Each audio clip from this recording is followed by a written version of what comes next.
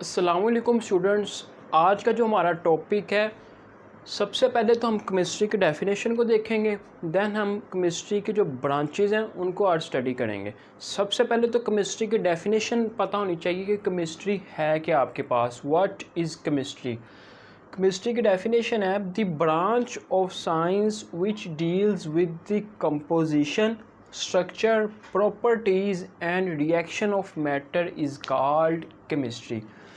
Chemistry branch है science की जिसमें हम किसी भी चीज़ की साख्त को मीन्स स्ट्रक्चर को, कंपोजिशन को मीन्स किन चीज़ से मिलके बनी है आपके पास, और उनमें जो केमिकल रिएक्शंस हुए हैं उन चीज़ में, उनको स्टडी करने का नाम केमिस्ट्री कहलाता है आपके पास।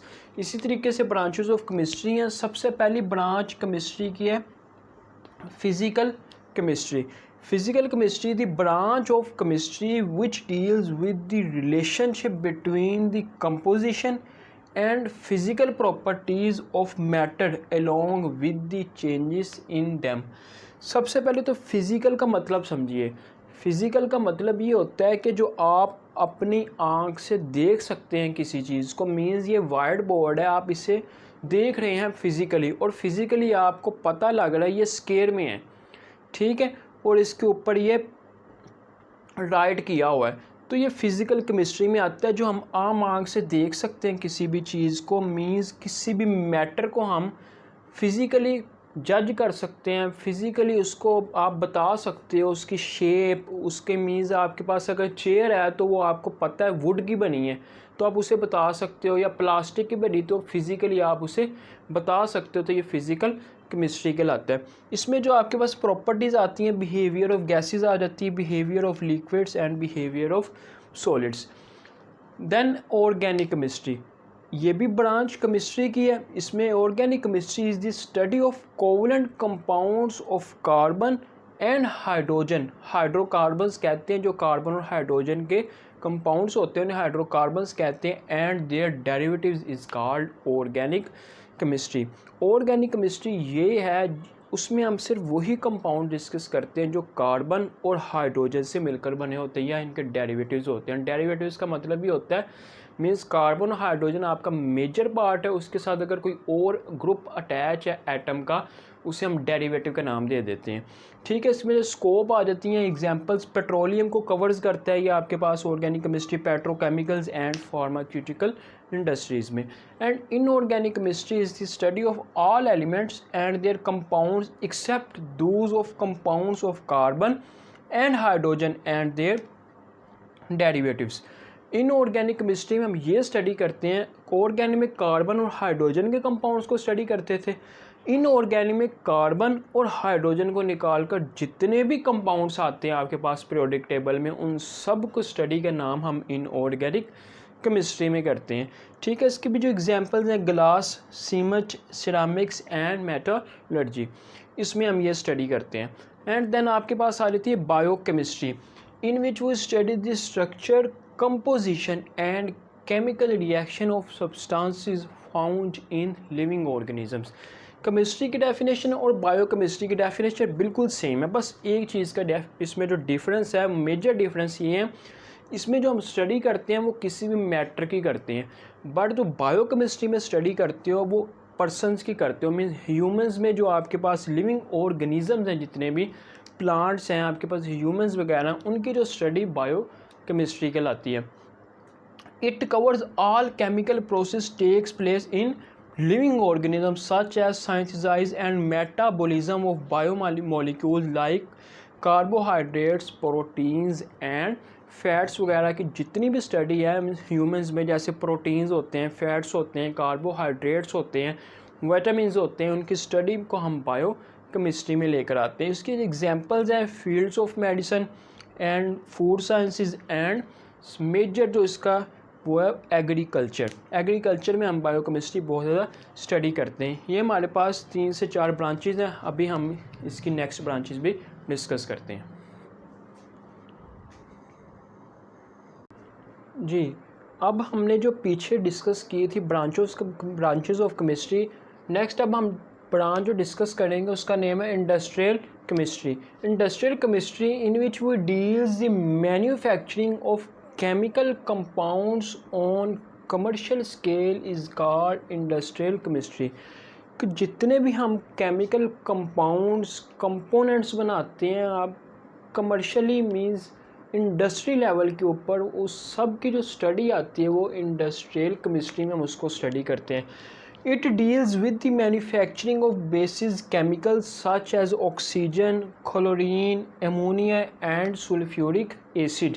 ये जो आपके पास एटम्स या मॉलिक्यूल्स के जो नेम्स लिखे हैं इंडस्ट्रियल लेवल पर, इंडस्ट्री लेवल पर हम इनको प्रीपेड करते हैं। नेक्स्ट इसकी एग्जांपल्स हैं fertiliser, soap, textile and paper वगैरह की इंडस्ट्रीज़ आ जाती हैं। टेक्सटाइल की बहुत बड़ी इंडस्ट्री है फैसलाबाद में, तो फैसलाबाद तो वैसे ही आपके पास टेक्सटाइल का शहर कहा जाता है। तो एंड पेपर की इंडस्ट्री है, सोप की है, फर्टिलाइज़र जिसे हम खाद कहते हैं, बहुत ज़्यादा इसका भी यूज़ होता है। ये सभी की सभी स्टडी हम इंडस्ट्रियल केमिस्ट्री में डिस्कस करेंगे। एंड देन आपके पास है nuclear chemistry. Nuclear chemistry in which we deals with the radioactivity, nuclear process and properties. The main concern of this branch in which the atomic energy and its uses in daily life. अब जैसे हम atomic chemistry की बात करते हैं आपके पास nuclear chemistry की, जैसे हमारे पास एटम बॉम्ब होता है, उसमें भी जब वो एटम बॉम्ब फटता है उसमें से रेडिएशंस निकलती हैं। उसमें जो आपके पास रेडिएशंस निकलती हैं वो आप इंसानों के जिस्म में जाती हैं, जिसकी वजह से डेथ होना शुरू हो जाती है। तो उसको स्टडी में भी हम न्यूक्लियर केमिस्ट्री में स्टडी करते हैं। हमारे पाकिस्तान में एटॉमिक बॉम्ब की स्टडी इधर बैन है। बैन इसी वजह से है क्योंकि बहुत सारी माशत की पाबंदियाँ हमारे ऊपर गैर कानूनी लगाई गई हैं, बट फिर भी हम उसको डिस्कस नहीं करते। बस इतना आपने याद रखना है, जितने भी एटॉमिक्स वगैरह की चीज़ें आ जाती हैं, रेडियो एक्टिविटी आ जाती है आपके पास, जैसे रेडियो एक्टिविटी में आप एक्सरेज़ की एग्जांपल्स भी ले सकते हो, गैमा रेज़ वगैरह, जितनी भी स्टडी आती है वो सब के सब हम न्यूक्लियर केमिस्ट्री में करते हैं।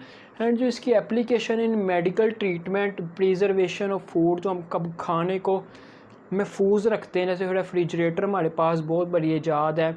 And generation of electrical power, तो हमें पता है हम बहुत बड़ी मकदार में पाकिस्तान में इलेक्ट्रिकल पावर की जनरेशन कर रहे हैं in the for uses of atomic energy.